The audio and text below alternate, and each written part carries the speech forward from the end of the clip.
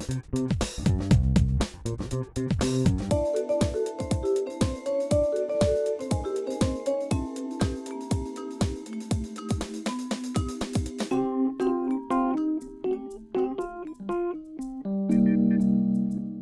certains, il y a des gens sur le site, ils sont là depuis 1 an. Pour d'autres, 5 ans, 10 ans, 15 ans, 20 ans, 30 ans.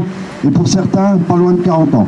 On va démontrer ce qu'on a déjà démontré à la préfecture devant le secrétaire d'État, le ministre et les députés, la majorité d'Avallon et en plus André Villiers, comment le démantèlement a démarré.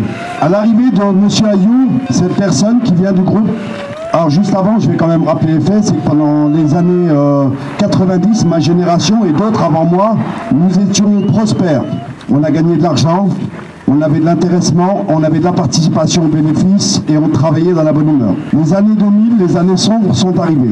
À l'arrivée de Serge Ayou, au bout de 6 mois d'ancienneté, il nous découvre un trou de 33 millions de francs. Et là a commencé la descente aux enfers pour Avallon. Tribunal administratif et tribunal de commerce, recapitalisation à plusieurs reprises. Ça, c'est un système financier que nous, on ne maîtrisait pas à cette époque.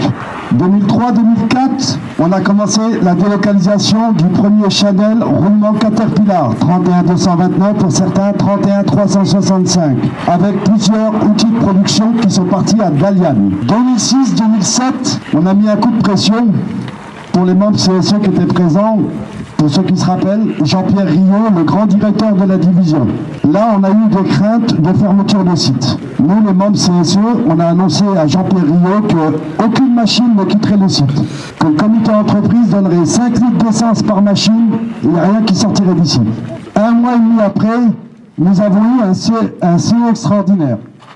Toujours avec M. Riot. Là, on nous a sorti du chapeau M. Christophe Bonin, nouveau directeur général du site d'Avallon. Et là, comme par magie, ce qui nous arrive aujourd'hui, on a des investissements de la part du groupe et de la part de la région. Des investissements dans le Chanel éolien.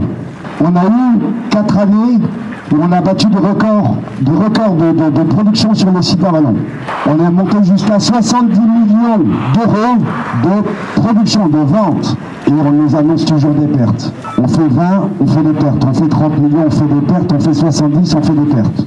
En 2009, la grande crise financière arrive.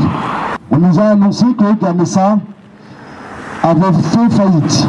Et que Gamesa avait retiré ses billes. En réalité, on avait perdu le business Gamesa. Quelques années après, on s'est aperçu qu'en réalité, Gamesa, GE, Nordex, tout le Chanel éolien actuellement est fabriqué par SKF. Au Brésil, au Mexique, en Inde et tout ça. 2018, par surprise, on nous annonce la création d'une usine neuve à Saint-Cyr. Et là, nos autorités nous disent qu'il n'y a aucun risque sur au niveau social pour Avallon. Que le business qui serait fabriqué là-bas, c'est la deuxième monte du roulement de rechange et du SAV. Ils ont eu un investissement de 12 millions d'euros. Sachant qu'Avallon, ça fait plus de 10 ans qu'on n'a aucun investissement. En 2019, vous étiez tous là, on a fait grève. Nos collègues sont tombés sur un document d'un PSE qui datait de 2016. Et là, encore une fois, nous a annoncé que non, c'est juste un projet, il est tombé à l'eau. Là, il y a eu des changements de poste au niveau de SKF France. Le gros, notre grand directeur SKF France, est écarté. Monsieur Bonin est écarté. Monsieur Clémenti est écarté.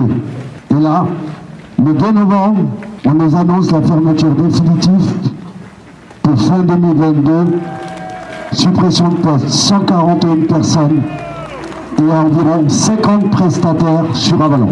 Et on nous annonce un investissement pour Saint-Cyr à hauteur de 14,4 millions d'euros et la délocalisation de tout le parc machine qui est en bon état, en excellent état, demain, ce qu'il en reste. Nous avons nos collègues de Saint-Cyr et Montigny-Bretonneux, 113 suppressions d'emplois. Mons-le-Saunier, qui est en cours de plan social, 123 suppressions d'emplois.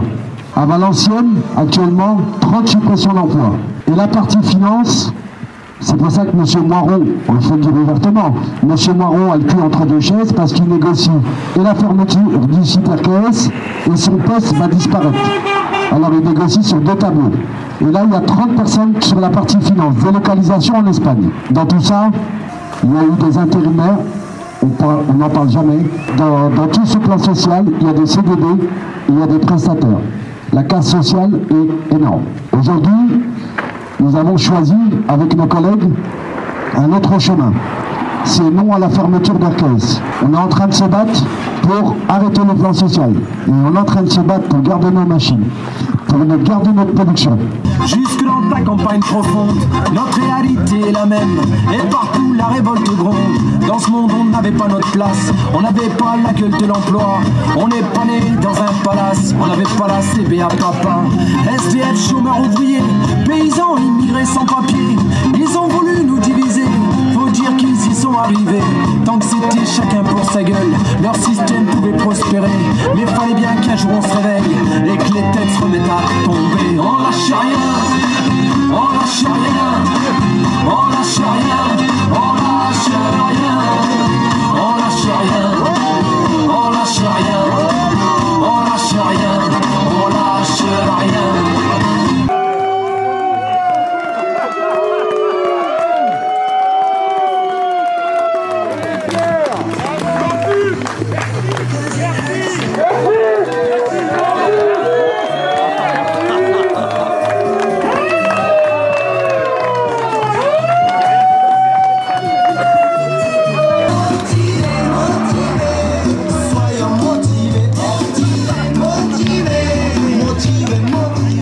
Merci d'être présent à cette première mobilisation qui consiste à montrer notre rage, notre haine, notre dégoût, notre désaccord quant à la volonté du groupe SKF de fermer notre site RKS. Comme vous le savez, tous les élus se démènent tous les jours pour vous aider, pour vous défendre et faire en sorte de ramener les plusieurs millions d'investissements de Saint-Cyr pour notre usine.